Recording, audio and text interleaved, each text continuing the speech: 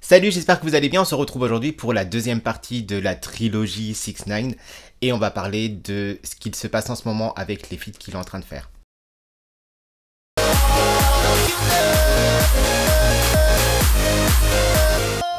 Alors qu'on pensait que faire un feat avec 6ix9ine c'était un faux pas, certains artistes sont vraiment ok pour travailler avec lui. Mais y a-t-il un avantage de travailler avec 6ix9ine? J'ai fait quelques petites recherches et je vous les donne sur un plateau d'argent, enfin dans une vidéo. Avant tout, n'hésitez pas à me rejoindre sur les réseaux sociaux qui s'affichent juste là, à vous abonner, à liker, à partager et à me dire vous dans les commentaires dans un premier temps ce que vous pensez de Trolls, le nouveau titre de 6ix9ine et de Nicki Minaj, et aussi du sujet du fait de savoir si travailler avec 6ix9ine c'est bien ou pas. Surtout si vous voulez que je traite d'autres sujets, n'hésitez pas aussi à me le dire dans les commentaires ou sur les réseaux sociaux. Remettons les choses dans le contexte. Après une condamnation pour détournement de mineurs, pour tout ce qu'il a fait, tous les crimes qu'il a pu commettre, donc ça je vous laisse voir dans ma première vidéo, et le snitch concernant donc Stray 9, il avait perdu toute sa street credibility. Alors pourquoi certains artistes veulent ou accepte de travailler avec 6ix9ine. Dimanche dernier, 6ix9ine a sorti sur son Insta une vidéo dans laquelle on peut le voir travailler sur le titre Locked Up d'Akon. On peut voir 6ix9ine et Akon travailler ensemble. Akon annonce que ce Locked Up Part 2 va être une dinguerie. Lors d'une interview, Akon disait que Tekashi venait d'une génération qui n'a pas d'éthique. Avec Tekashi, c'est un peu différent parce qu'il vient d'une génération qui n'a vraiment pas d'éthique morale. Je ne peux pas vraiment expliquer pourquoi il a fait ça, mais c'est sûrement pour des raisons évidentes. Mais tout le monde passe par quelque chose dans sa vie qui te pousse à faire des choses qui, selon toi, sont les meilleures dans ton propre intérêt. Et je pense que vous ne pouvez vraiment pas lui en vouloir si ce qu'il dit est la vérité. Il a littéralement dû décider qu'est-ce qui a le plus de valeur pour moi, ma famille ou mon avenir. Tu dois prendre la décision qui est la mieux pour toi. Akon se positionne comme défenseur de 6ix9ine quand il a entendu le live de Tekashi et l'histoire qu'il a racontée. Les 9 Trey ont couché avec la mère de son enfant, ils lui ont volé de l'argent, ils l'ont kidnappé, ils ont essayé de lui faire du mal.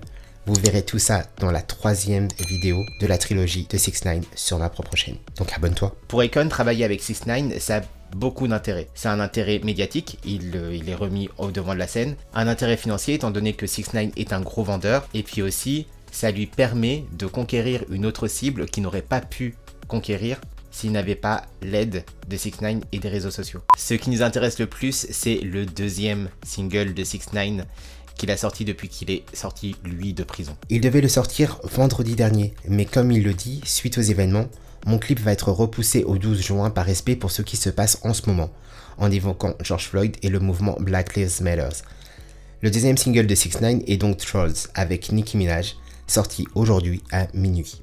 Ce n'est pas la première collaboration entre Nicki Minaj et 6ix9ine, il y a déjà eu Fifi, et aujourd'hui Trolls, ce projet caritatif. Dans un tweet et post Instagram, Nicki Minaj précise qu'une partie des revenus des produits de Trolls, comme le merch, vont directement à The Bail Project Inc.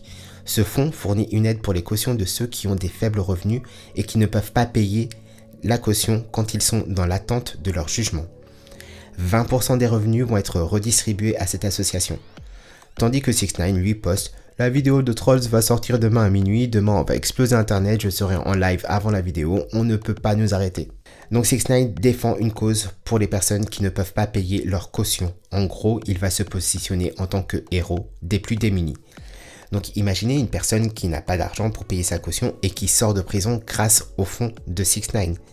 Est-ce que vous pensez qu'ils vont encore le blâmer pour le fait qu'il ait balancé ? Une grande partie des personnes qui sont incarcérées et en attente d'un procès ne peuvent pas donner 10% de la caution. Ils ne peuvent même pas payer $100. Cet acte de charité pour 6ix9ine, ça va sûrement beaucoup plus loin. Une volonté de conquérir une autre audience et aussi de tenter de reconquérir les personnes qui ne lui donnent pas la street credibility. Ceci étant, certains artistes comme Joe Budden se moquent de cet acte de charité. Il a tweeté une partie des revenus des produits ? Lol. Bref, ce qu'on peut dire, c'est que même si l'intégralité des fonds ne sont pas reversés, il souhaite tout de même venir en aide aux personnes qui sont dans le besoin. Sachez que 6ix9ine a tenté de donner $200 000 à un programme de personnes dans le besoin, pour des jeunes qui n'ont pas de quoi manger. Mais la donation a été rejetée par l'association à cause de son passé et parce qu'il ne partage pas les valeurs et l'image de l'artiste. Revenons sur Nicki Minaj. Leur dernière collaboration, Fefe s'était placé numéro 3 au Billboard Hot 100. Ils reviennent donc aujourd'hui avec Trolls. Un autre point à souligner, il reprend une stratégie que Ariana Grande et Justin Bieber avaient pour Stuck With You. Si vous vous souvenez de la vidéo réaction de 6ix9ine, de la réponse d'Ariana Grande, et ce que 6ix9ine a dénoncé sur le fait qu'il n'était pas numéro 1. Nicki Minaj, elle, a eu récemment un numéro 1 avec Doja Cat. Vise-t-il le numéro 1 cette fois-ci? Il ne faut pas oublier qu'il est aussi blacklisté des radios et qu'il doit faire sa communication seul. Et quand il se positionne en numéro 3 au top 100, c'est donc sans passage radio. Pour cela, ils ont mis en place un gros merch. Si vous n'avez pas vu le store, on y trouve des vêtements, des cassettes, des vinyles, des masques. Je vous laisse voir.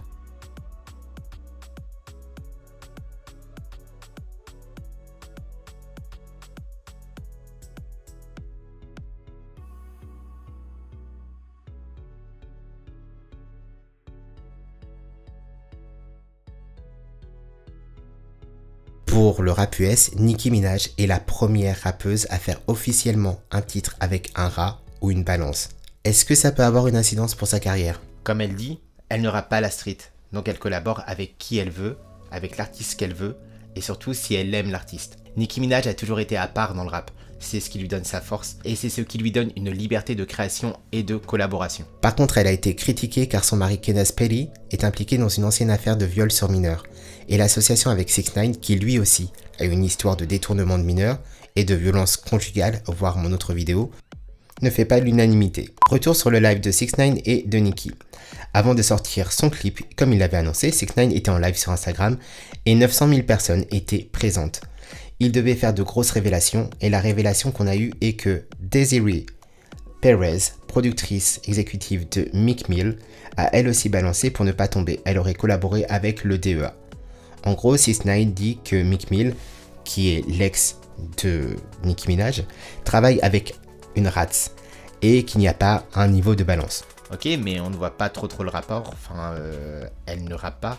Ensuite, le live a basculé sur le compte de Nicki Minaj et elle a annoncé entre guillemets quelque chose. Normalement, tu devrais le savoir, mais bon, si tu ne le sais pas, viens, je te le dis. Elle est enceinte. Bon, rien de très neuf dans ce live. Le clip est sorti, à voir s'il va atteindre les mêmes scores que Gooba qui a fait plus de 320 millions de vues. Pour résumer, pour certains, travailler avec 6ix9ine ne va rien changer, comme Nicki. Elle n'a plus rien à prouver, elle a une carrière accomplie, un univers bien à elle. Le fait de regrouper Nicki et 6ix9ine et de confronter ces deux univers colorés, je parle, qui sont assez similaires, c'est plutôt bon. Pour d'autres artistes qui ne rappent pas la street ou qui ne souhaitent pas avoir une street credibility, il n'y a donc aucun problème pour travailler avec lui, bien au contraire. Concernant d'autres artistes, c'est plutôt favorable de travailler avec 6ix9ine parce qu'ils vont forcément profiter du buzz de 6ix9ine. En plus, il n'a pas besoin d'être validé parce qu'il arrive à se faire tout seul et il est très visible. Après, peut-être qu'il va compter sur des collaborations pour avoir un numéro 1. On va voir les prochaines collaborations, mais je pense qu'on va certainement avoir des surprises.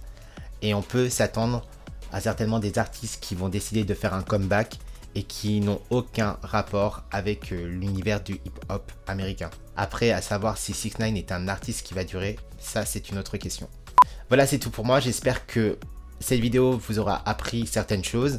Et puis n'hésitez pas à me rejoindre sur les réseaux sociaux, à me dire vous ce que vous en pensez. Parce que c'est toujours intéressant quand on peut en débattre dans les commentaires. Dites-moi aussi si vous voulez que je traite un autre sujet. Et puis on se retrouve très vite pour une prochaine vidéo. Rejoignez-moi sur les réseaux sociaux, abonnez-vous, likez, partagez. J'ai une tête de défoncé parce que je me suis levé, il devait être 5h30 pour pouvoir à peu près suivre tout ce qui se passait. Voilà, allez, ciao!